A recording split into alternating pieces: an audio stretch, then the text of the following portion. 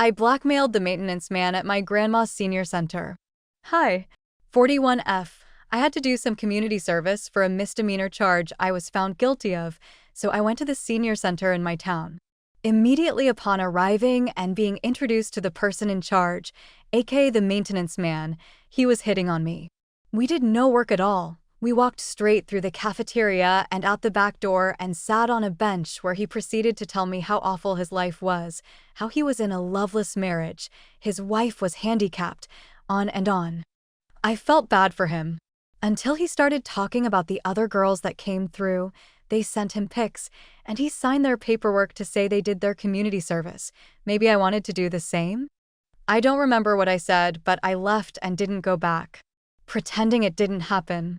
Then I only had a week left in my sentence to have my community service done, and I didn't do any of it. I had 4/40ths completed. So I did the only thing I could think of. I texted the maintenance man and told him I wasn't going to send him nudes, but he was going to sign my paperwork or I would tell his boss and the court what he was doing. So he signed it.